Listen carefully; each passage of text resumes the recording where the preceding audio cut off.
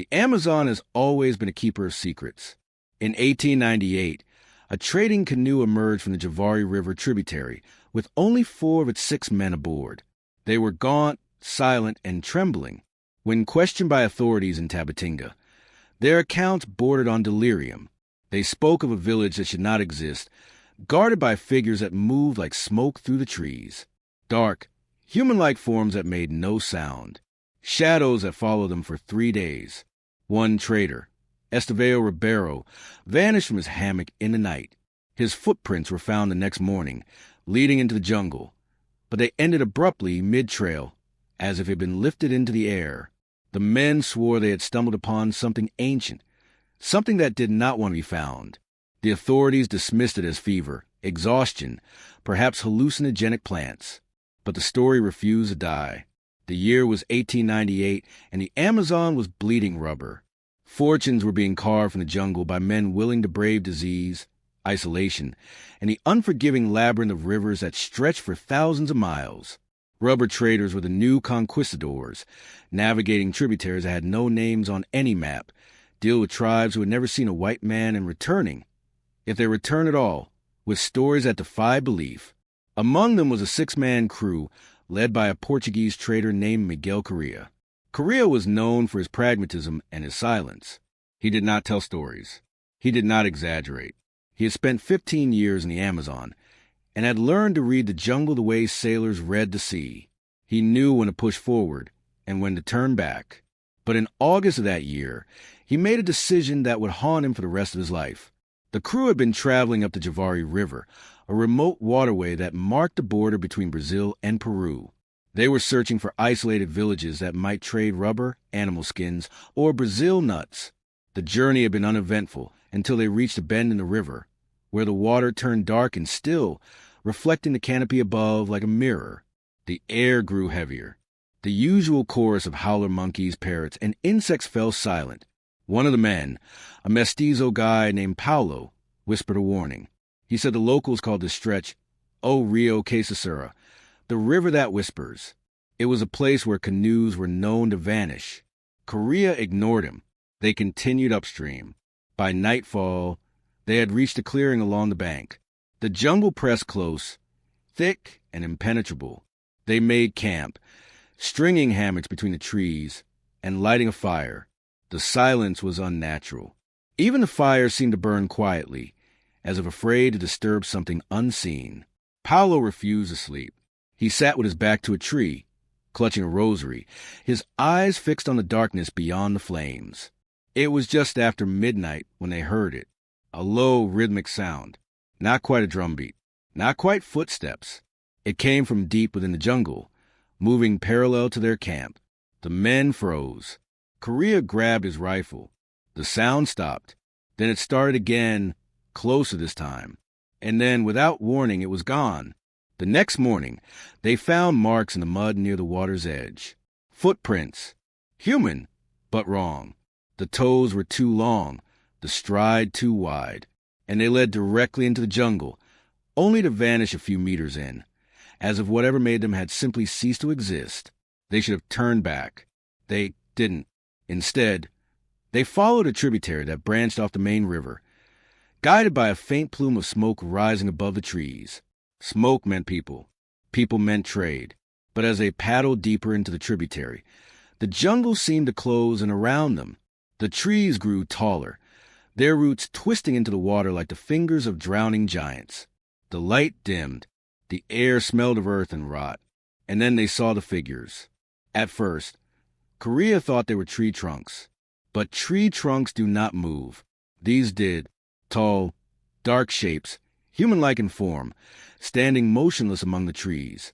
They had no faces, no features, just smooth, featureless heads that seemed to absorb a light. The men stopped paddling. The canoe drifted forward on the current. One of the traders, a young man named Tomas, whispered a prayer. Paulo made the sign of the cross. The figures did not move. They simply watched. And then, as silently as they had appeared, they were gone. The crew sat frozen in the canoe, staring at the empty jungle. No rustling, no snapping branches, just silence. It was as if the figures had dissolved into the air. Correa ordered them forward. He told himself it was a trick of the light, shadows cast by the trees. But his hands were shaking as he gripped the paddle. An hour later, they reached the village. It sat on a low hill above the river, a cluster of thatched huts arranged in a rough circle around a central clearing.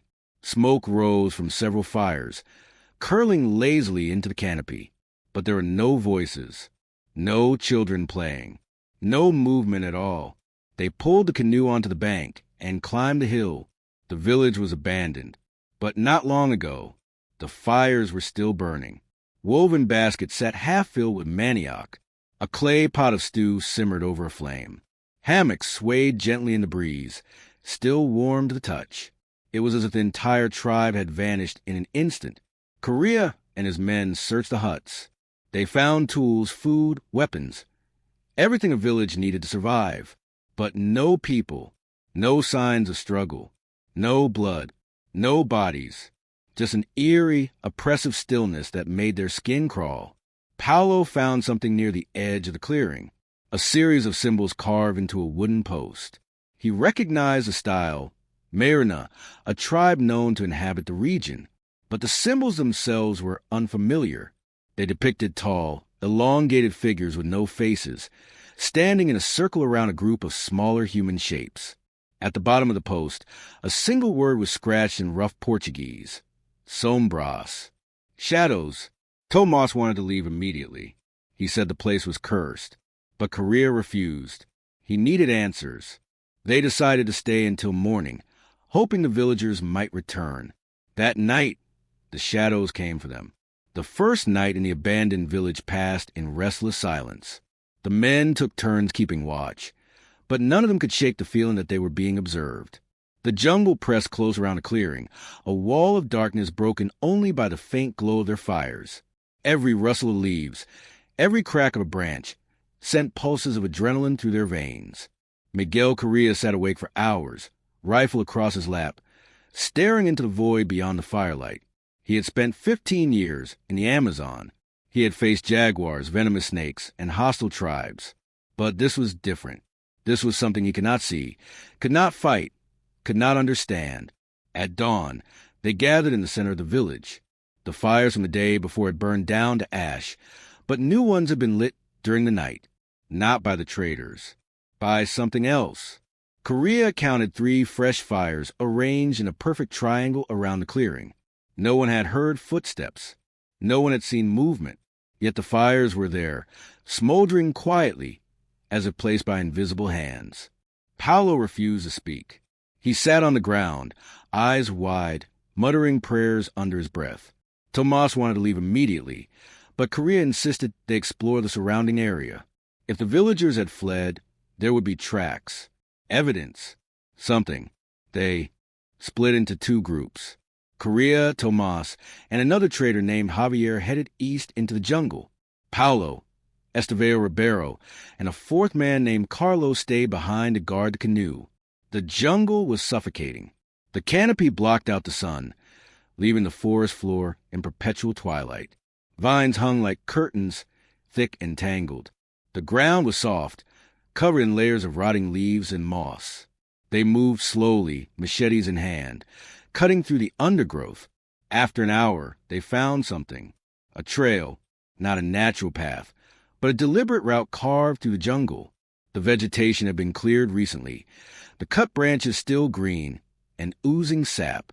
The trail was wide enough for a single person, and it led deeper into the forest, winding between massive trees whose roots rose from the earth like ancient walls. Correa followed it. The others hesitated, but eventually fell in line behind him. The trail went on for nearly a mile, twisting and turning in ways that made no sense. It doubled back on itself, looped in spirals, and at one point seemed to lead directly into a thicket before veering sharply to the left. It was as if whoever made it had been trying to confuse anyone who dared to follow. And then the trail ended. Not at a clearing, not at another village. It simply stopped. The jungle closed in on all sides, dense and impenetrable. There was no sign that anyone had turned back or continued in a different direction. The trail just ended. Javier knelt and examined the ground. The soil was disturbed, as if something heavy had been dragged. But there were no footprints, no marks, just smooth, flat earth. Tomas broke the silence. "We need to leave. Now!"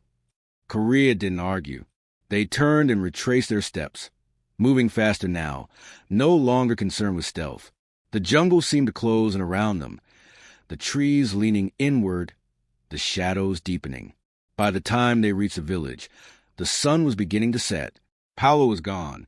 Carlos and Estevao were sitting by the canoe, pale and shaking.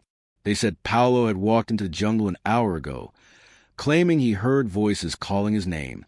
They had tried to stop him, but he had pushed past them, eyes glazed, moving like a man in a trance. He had disappeared into the trees, and they had not followed. Korea cursed.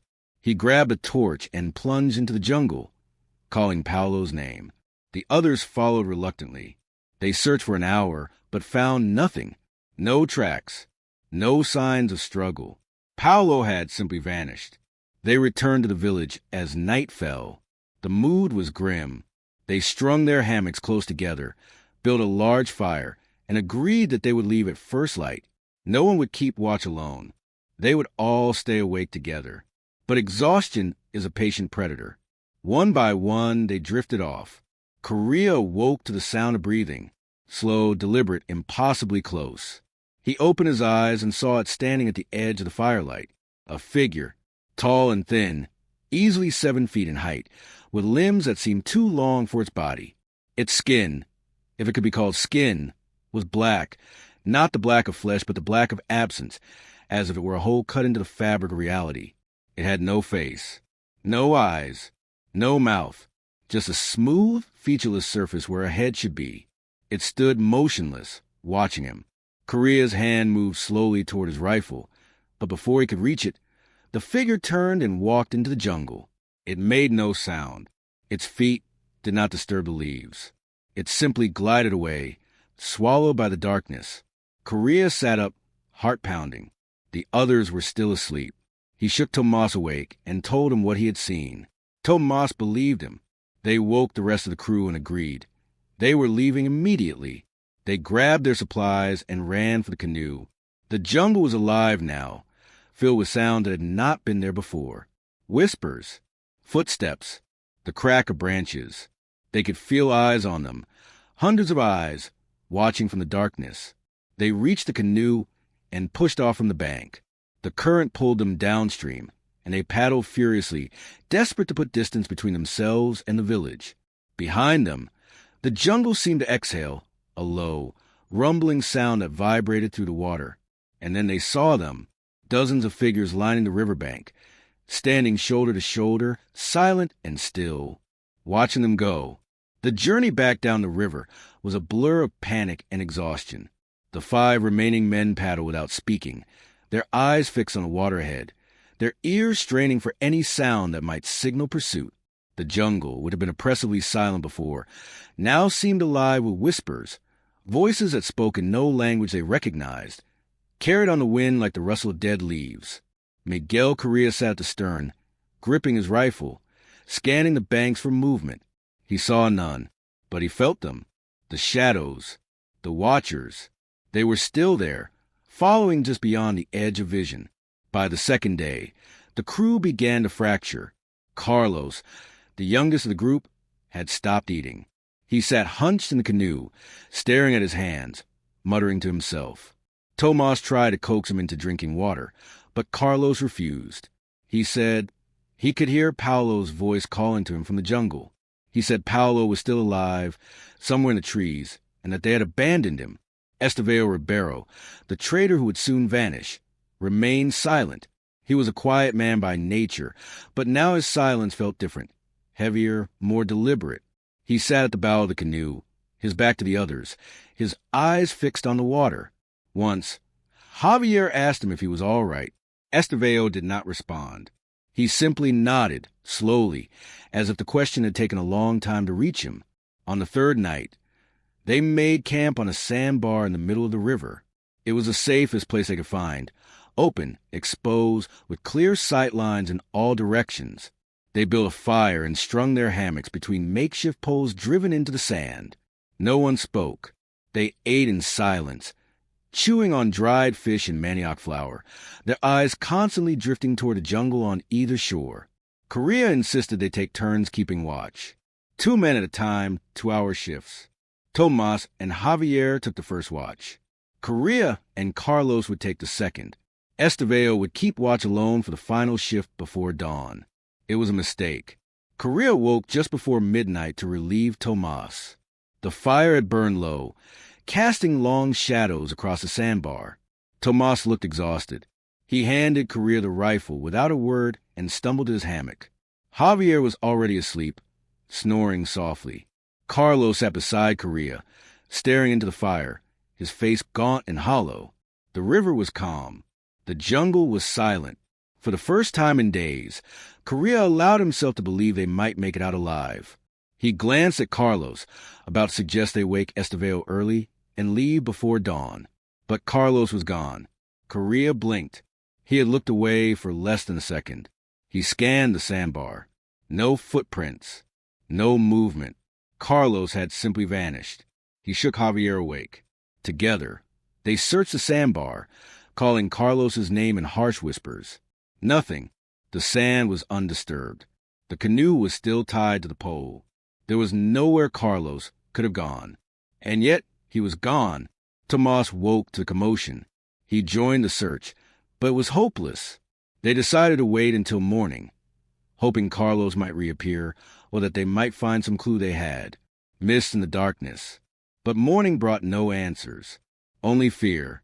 Estevao had slept through it all. When they woke him and told him Carlos was missing, he simply nodded. He did not ask questions. He did not seem surprised. They left the sandbar and continued downstream. The 4 remaining men were unraveling. Tomas had begun to see shapes moving in the water, dark forms that swam alongside the canoe, just beneath the surface. Javier insisted he could hear drums in the distance, though no one else heard them. And Korea had stopped trusting his own senses. The jungle played tricks. Shadows moved where no shadows should be. The light bent in unnatural ways. That night, they camped on the riverbank. They had no choice. They were too exhausted to continue. Korea ordered them to sleep in shifts again, but no one obeyed. They all stayed awake, huddled around the fire, clutching their weapons, waiting for dawn. It was during that long, terrible night that Estevao began to change. He stood and walked to the edge of the firelight, staring into the jungle. Korea called him, but Estevao did not respond. He took a step forward, then another, moving slowly, deliberately, as if drawn by an invisible thread. Tomas grabbed his arm. Estevao turned, and for a brief moment, Korea saw his eyes. They were empty, not vacant. Empty, as if something had hollowed him out from the inside. Estevao pulled free and continued walking. Javier tried to follow, but Korea stopped him.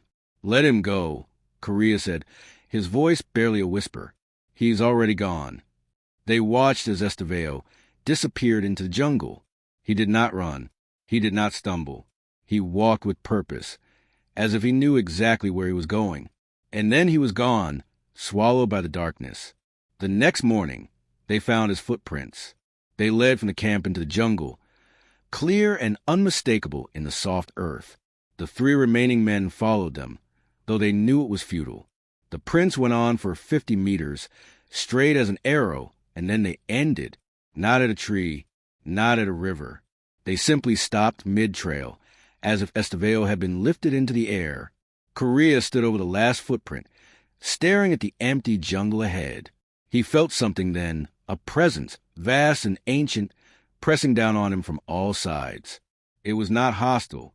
It was not curious. It simply was. A force of nature, indifferent to human fear, human suffering, human existence. He turned and walked back to the camp. He did not run. He did not speak. He simply walked, his mind numb with the knowledge that they were not going to find Estevao. They were not going to understand what had happened. They were only going to survive, if they were lucky. When Miguel Correa, Tomas, and Javier finally emerged from the jungle 2 weeks later, they were ghosts of the men who had entered. gaunt, hollow-eyed, and silent. They paddled their canoe into the port of Tabatinga with the mechanical precision of the traumatized. Dock workers noticed them immediately.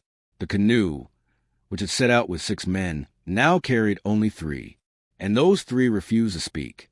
For 2 days, they sat in silence, a small inn, eating sparingly, drinking heavily, and staring at nothing. Local authorities attempted to question them, but the men were unresponsive. It was only when Father Dureo, a Jesuit missionary stationed in Tabatinga, intervened that the story began to spill out, not in a coherent confession, but in fragments, half-remembered nightmares that tumbled from their lips in the dead of night. Father Dureo recorded what he could. His journal, discovered decades later in a monastery in Manaus, provides a most complete account of what the men claimed to have witnessed. According to his notes, Correa spoke first. He described the village, the fires, the figures that move without sound. He described Paulo, who had walked into the jungle as if summoned by invisible hands.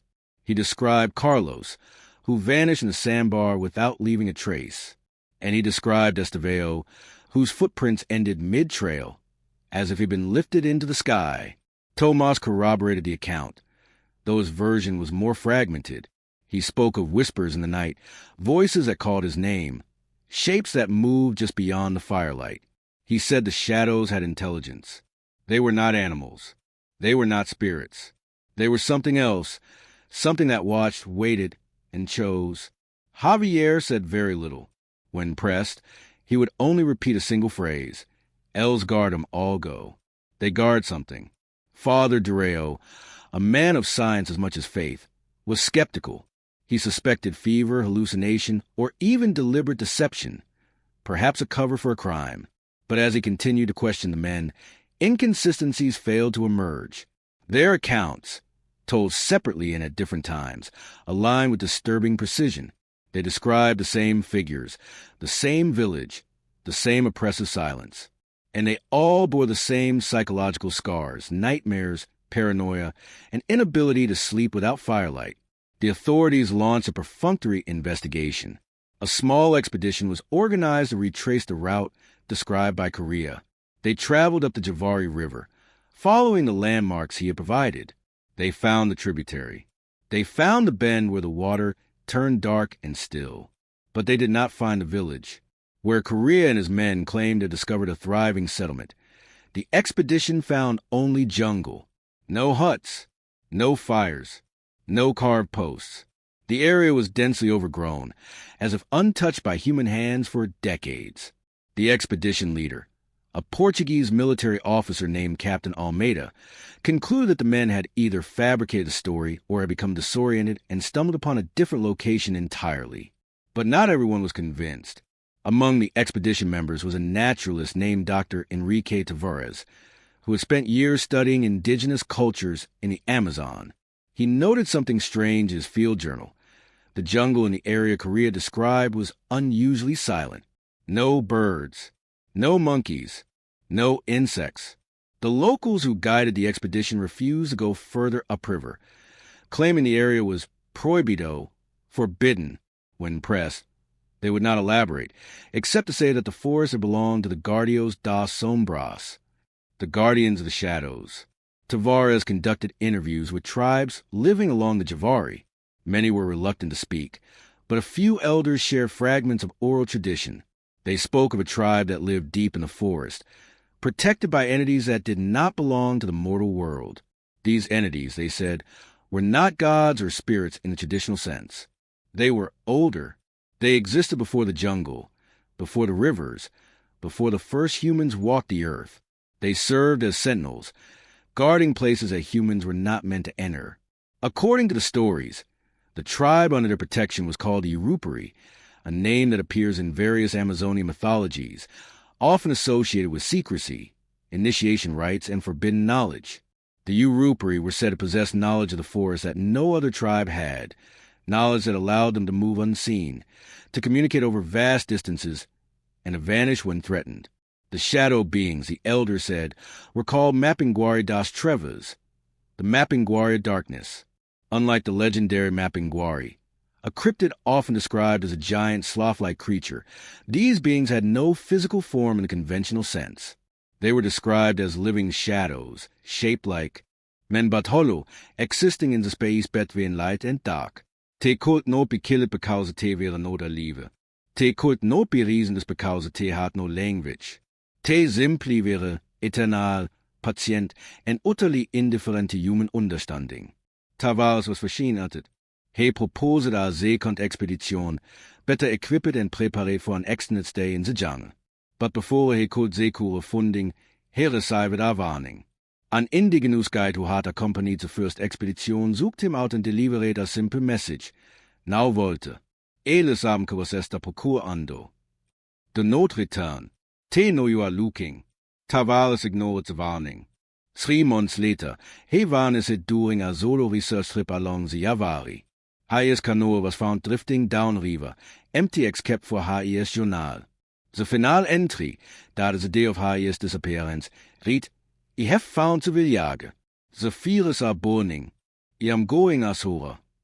The story of Korea and Hayes' crew should have faded into obscurity, dismissed as a delirious account of men broken by the jungle.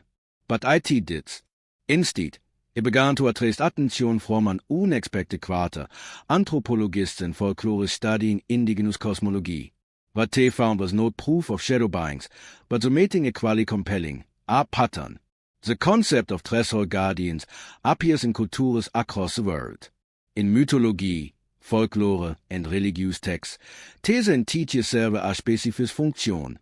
They protect sacred or forbidden spaces, preventing the uninitiated from crossing into realms they are not meant to enter.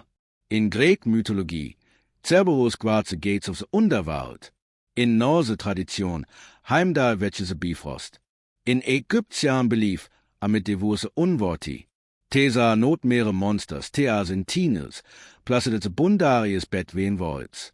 In Amazonian cultures, the concept takes on a more fluid form. The jungle itself is a threshold, a liminal space where the natural and supernatural coexist. Many tribes speak of places in the forest that must not be entered, not because they are dangerous in a conventional sense, but because they belong to forces that exist outside the human comprehension. To enter these places uninvited is to cross a line that should not be crossed. Dr. Elena Souza, a Brazilian anthropologist who spent 20 years living among indigenous communities in the Amazon, documented dozens of accounts similar to Korea's.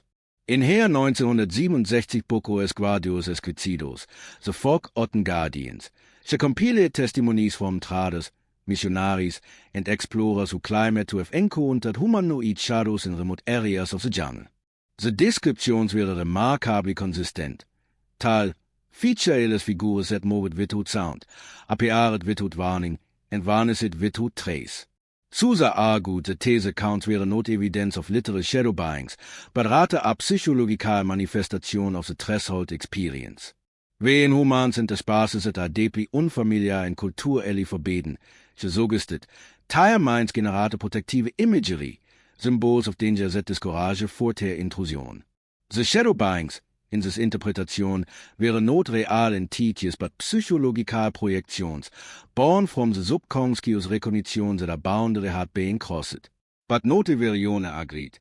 Dr. Anton Marquez, a cryptozoologist and controversial figure in the field of unexplained phenomena, argued that Souza's theory was too convenient. It explained away the accounts without truly examining them. In HES 1973 Rebutal, Sombras na Floresta, Uma Investigacao, Shadows in the Forest, an investigation, Marquez presented evidence that suggested the mating more complex was at play. He noted that the shadow beings were never reported in isolation. They always appeared in the context of a specific location, usually a village, a clearing, or a stretch of river associated with indigenous presence. Furthermore, witnesses consistently described the beings as indifferent, not hostile. They did not attack. They did not chase. They simply watched and in some cases followed. This behavior, Marquez argued, was inconsistent with a psychological projection, which would typically reflect the fears and expectations of the observer. Instead, it suggested agency, deliberate, purposeful behavior. Marquez also pointed to physical evidence.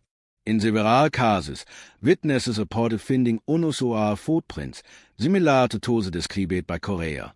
These prints were photographed and analyzed.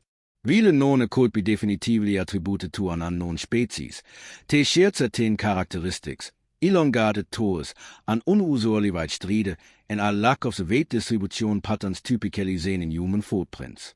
Mark speculated that the bindings may be a previously undocumented hominid species, adapted to the dense jungle environment and possessing unique behavioral traits. The theory was widely criticized. Primatologists pointed out that no evidence of such a species had ever been found. No bones, no tools, no DNA. The Amazon had been extensively studied, and while a new species of insects, plants, and even small mammals were discovered regularly, the existence of a large, intelligent hominid would be impossible to conceal. But the criticism did not date a belief. Among indigenous communities, the shadow beings were accepted as fact, not theory.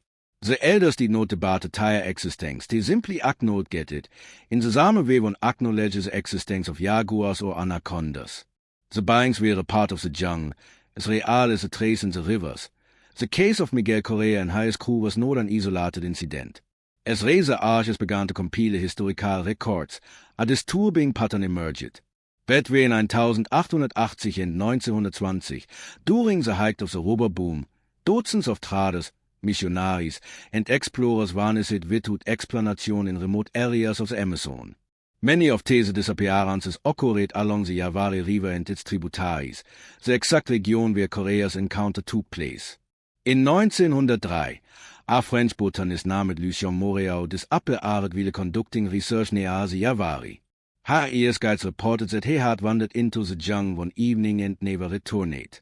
A search party found Hayes' equipment abandoned near a riverbank, but no sign of Moreau himself.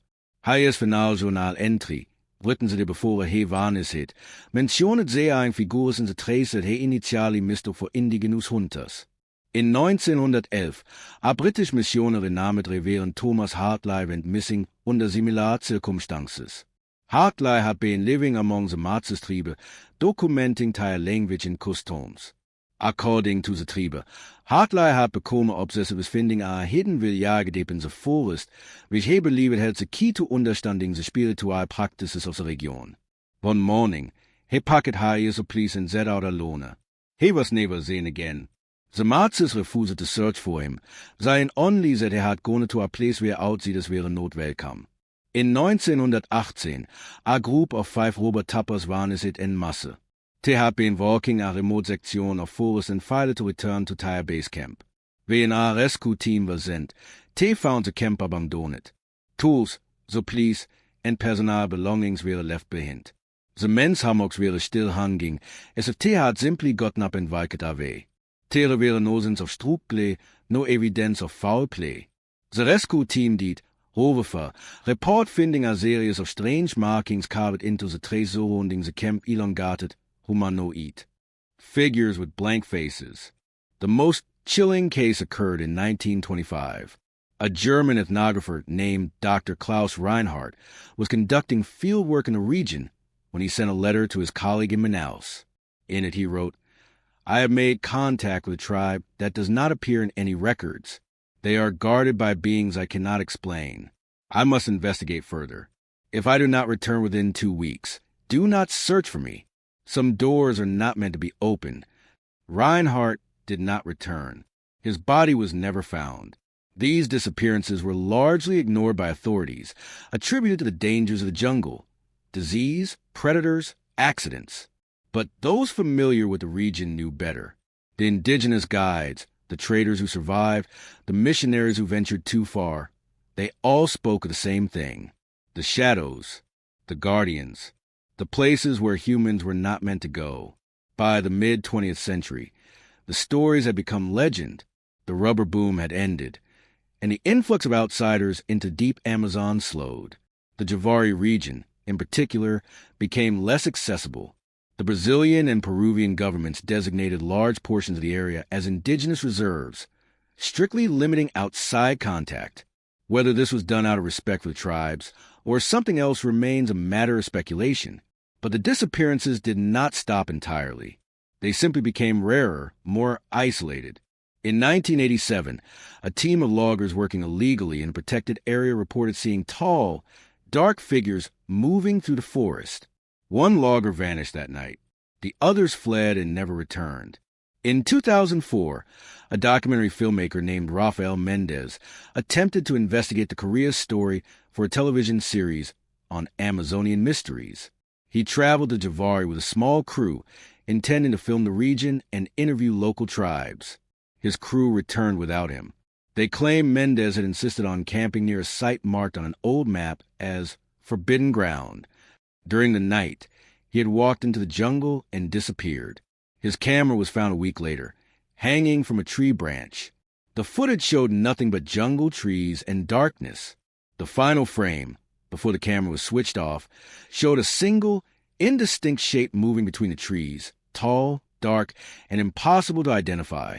What are the shadow beings? Over a century after Korea's encounter, the question remains unanswered. But the theories, scientific, psychological, folkloric, and paranormal, continue to evolve, each offering a different lens through which to view the mystery. The most widely accepted academic explanation is psychological. Proponents argue that the shadow beings are a form of collective hallucination, triggered by the extreme stress, isolation, and sensory deprivation of the deep jungle environment. The Amazon, particularly in the late 19th and early 20th centuries, was a place of profound disorientation for outsiders. Dense canopy blocked the sun, limiting visibility and disrupting circadian rhythms. The constant hum of insects, the oppressive humidity, and the ever-present threat of disease created a psychological pressure cooker. In this environment, the mind could easily generate protective hallucinations, threatening figures designed to reinforce the instinct to leave. This theory is supported by documented cases of expedition fever, a term used to describe the psychological breakdown experienced by explorers in hostile environments. Symptoms include paranoia, auditory and visual hallucinations, and dissociative episodes. The shadow beings, in this view, are simply one manifestation of this phenomenon. However, critics point out that this explanation struggles to account for the consistency of the descriptions across unrelated witnesses, many of whom had no knowledge of each other's accounts. It also fails to explain the physical traces, the footprints, the carved symbols, the abandoned villages. A more controversial theory suggests that the shadow beings are an unknown species of primate, possibly a surviving population of an extinct hominid. Cryptozoologists argue that the Amazon, with its vast, unexplored regions, could easily conceal a reclusive species adapted to avoid human contact. The elongated proportions, nocturnal behavior, and silent movement could all be evolutionary adaptations.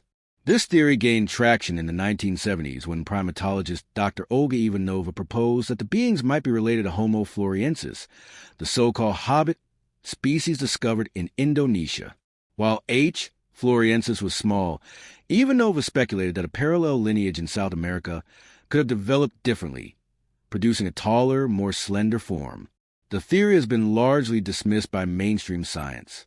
No skeletal remains, DNA evidence, or definitive photographic proof has ever been found. And while new species are discovered in the Amazon regularly, they are typically small, insects, amphibians, birds. The idea of a large, intelligent primate evading detection for centuries stretches credibility. From the perspective of indigenous Amazonian cultures, the shadow beings are not a mystery. They are a known reality. They are guardios, sentinels placed by ancient forces to protect sacred spaces. These beings are not biological in conventional sense. They exist in a liminal space between the physical and spiritual worlds, serving a purpose that transcends human understanding. In this worldview, the Urupari tribe, the people Korea and his men may have encountered, were not merely protected by the shadows. They were in relationship with them, bound by ancient agreements and rituals that outsiders could never comprehend. To enter their territory uninvited was to violate a cosmic boundary, and the shadows enforced that boundary. This explanation resonates with those who approach the mystery from a spiritual or philosophical perspective. It reframes the question from what are they to what do they represent. In this view, the shadow beings are symbols of the limits of human knowledge, reminders that not all spaces, all knowledge, all experiences are meant to be accessed. Finally, There's the paranormal interpretation, which suggests that the shadow beings are interdimensional entities or manifestations of consciousness that exist outside the normal parameters of physical reality. Proponents of this view point to the being's apparent ability to appear and disappear without trace, their lack of clear physical form, and their seeming imperviousness to conventional interaction. Some researchers have drawn parallels between the Amazonian shadow beings and similar entities reported in other cultures: the shadow people of urban legend, the jinn of Islamic tradition, the Nalusophilia of Choctaw mythology. These comparisons suggest that the phenomenon may be global, manifesting differently depending on cultural context. This explanation is the least testable and, consequently, the most speculative, but it speaks to a deeper human intuition, the sense that the world contains more than what can be measured, categorized, and explained. In 2019, I traveled to Tabatinga, retracing the route Miguel Correa took more than a century ago.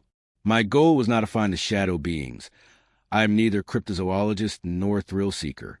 I am a storyteller, drawn to the edges of human experience, to the places where certainty dissolves and mystery takes hold. I wanted to understand what Correa felt, what he saw, and why his story refuses to fade. The Javari River has changed since Correa's time. The rubber boom is long over. The jungle, once exploited and scarred, has reclaimed much of what was taken. Indigenous reserves now protect vast stretches of the region, and access is strictly controlled. I was permitted to travel with a guide from a Matses tribe, a descendant of the people who once warned outsiders to stay away.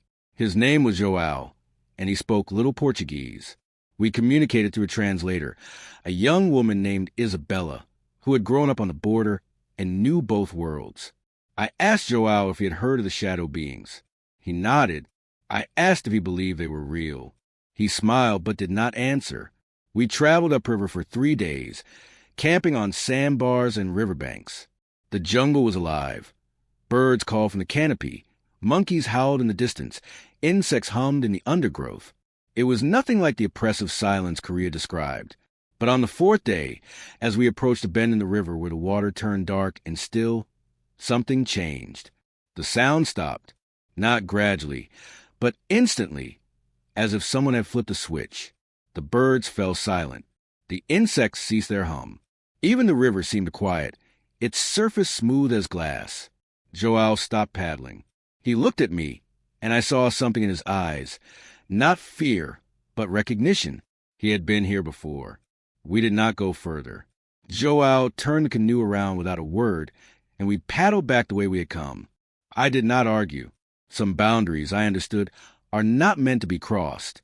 That night, around the fire, I asked João why we had turned back. Through Isabella, he gave me a simple answer. Els neo querem que você esteja lá. They do not want you there. I pressed him. Who are they? He did not answer. Instead, he told me a story. He said that when he was a boy, his grandfather took him into the forest to teach him how to hunt. They came to a place where the trees grew tall and close, where the light barely touched the ground. His grandfather stopped and pointed to a carved post, half hidden in the undergrowth. It was covered in symbols, elongated figures, circles, lines. His grandfather said, "This is the edge. Beyond this, we do not go." João asked why.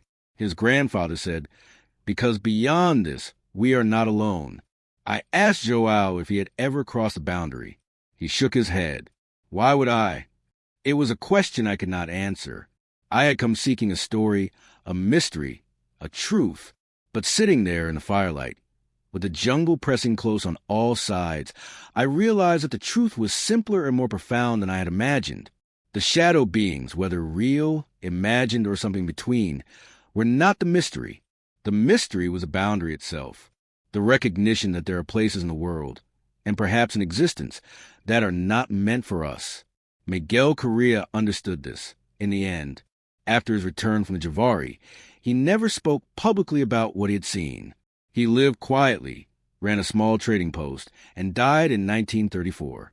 But in his final years, he confided in Father Durrell, the priest who had first recorded his testimony. He said he no longer believed the shadow beings were creatures or spirits.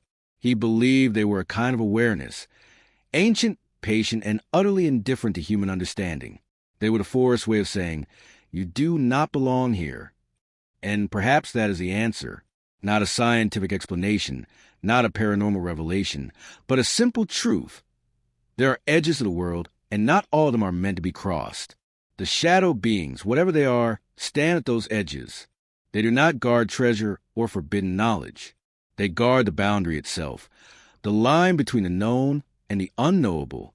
Somewhere in the deep Amazon, along a tributary of the Javari River, there's a trail that ends mid-step. Footprints lead into the jungle, clear and unmistakable, and then they stop. No body, no struggle, no explanation. Just a forest, silent and indifferent, holding its secrets close.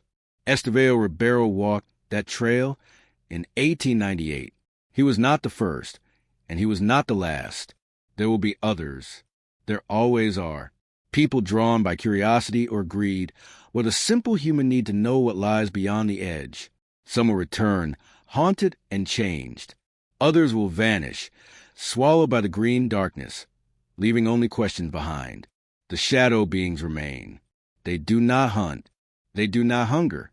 They simply are, watching from the places we are not meant to enter, standing at the thresholds we are not meant to cross.